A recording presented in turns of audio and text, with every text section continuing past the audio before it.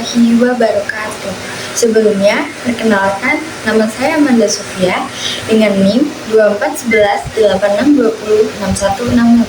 Saya dari kelas 4E PGSD Reguler.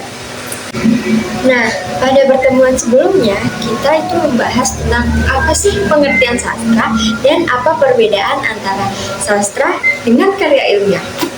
Nah, pengertian sastra itu sendiri, sastra itu bukan hanya bernaungan dengan bahasa Indonesia atau identik dengan bahasa Indonesia, tetapi ketika kita sudah mengungkapkan, terus menyalurkan ide, gagasan, emosi, atau gaya berbicara pada saat ini pun kita sedang bersastra.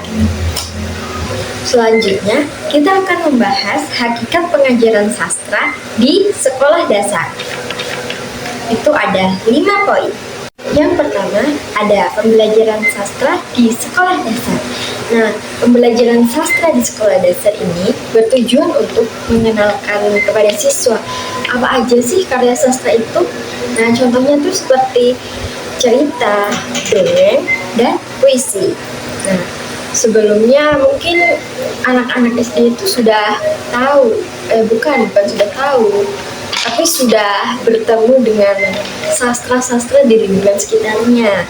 Seperti itu tadi, mungkin pada saat mau tidur itu sering dibagikan dongeng, tetapi mereka tidak tahu kalau sebenarnya itu adalah contoh karya sastra. Nah, melalui pembelajaran sastra di SD ini, siswa dapat melatih berimajinasi, terus memahami perasaan, dan melatih berbahasa. Karena dalam sastra, siswa akan mendapat kosakata baru tuh, bukan hanya satu saja, tapi kosakata yang mungkin bagi mereka awam, tapi di sastra itu banyak ya, karena menggunakan bahasa-bahasa yang indah. Yang kedua, ada sastra sebagai pengalaman. Nah, sastra ini memberi pengalaman batin bagi para pembaca. Misalnya, saat membaca puisi atau cerita, itu kita dapat merasakan berbagai macam emosi, seperti entah itu senang, sedih, atau yang lainnya. Nah, kita dapat mempelajari pengalaman dan memahami kehidupan melalui pengalaman dari tokoh-tokoh yang ada di cerita yang kita baca itu. Selanjutnya, sastra sebagai bahasa. Nah, sastra ini menggunakan bahasa yang indah serta bermakna.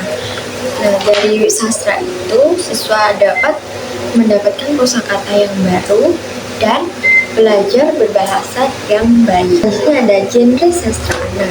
Nah, ini adalah jenis-jenis karya sastra yang ditunjukkan untuk anak, seperti cerita pendek, dongeng anak, terus ada drama anak, ada puisi anak. Yang kelima ada kontribusi sastra anak. Sastra anak dapat membantu mengembangkan imajinasi pada anak, dapat menambah nilai moral, dan dapat menambah kemampuan membaca serta berbahasa pada anak. Itu saja penyampaian materi dari saya tentang hakikat pengajaran sastra di sekolah dasar. Jika ada tutur kata atau materi yang kurang jelas, saya mohon maaf. Saya akhiri. Wassalamualaikum warahmatullahi wabarakatuh.